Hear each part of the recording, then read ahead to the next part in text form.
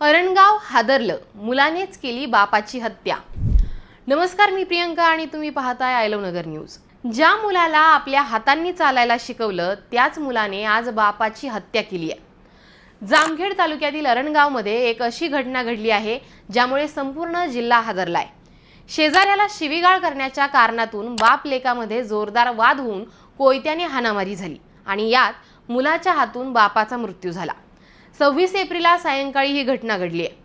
रावसाहेब उर्फ बबन विठ्ठल सोनवणे असं मयताचं नाव असून या प्रकरणी मयताचा मुलगा अशोक रावसाहेब सोनवणे याच्यावर जामखेड पोलीस ठाण्यामध्ये गुन्हा दाखल करण्यात आलाय। पोलिसांनी दिलेल्या माहितीनुसार 26 एप्रिलला सायंकाळी 5च्या सुमारास मयत रावसाहेब सोनवणे हे शेजाऱ्यांना शिवीगाळ करत होते। यावेळी त्यांचा मुलगा अशोक याने आपल्या वडिलांना शेजाऱ्यांना शिवीगाळ करू नका असं सांगितलं। मात्र वडिलांनी आपल्या मुलालाच कोयत्याने मारहाण करण्यास सुरुवात केली।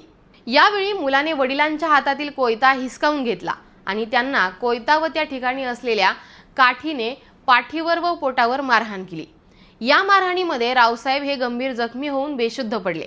त्यांना जामखेड येथील रुग्णालयामध्ये दाखल करण्यात आलं। त्यानंतर ग्रामीण रुग्णालयात सुद्धा नेलं। मात्र तोपर्यंत डॉक्टरांनी रावसाहेब सोनवणे हे मयत झाले असल्याचं त्यांना सांगितलं।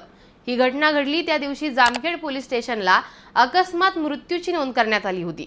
मात्र पुण्यातील ससून हॉस्पिटलला शवविच्छेदन केल्यानंतर आलेल्या अहवालामध्ये पोटात व पाठीवर झालेल्या जखमेमुळे पोटात रक्तस्राव होऊन मृत्यू झाल्याचं डॉक्टरांनी सांगितलं। त्यानंतर मंगळवारी पोलीस कॉन्स्टेबल प्रवीण इंगळे यांनी दिलेल्या फिर्यादीवरून मुलगा अशोक रावसाहेब सोनवणे याच्या विरोधात खुनाचा गुन्हा दाखल करण्यात आलाय।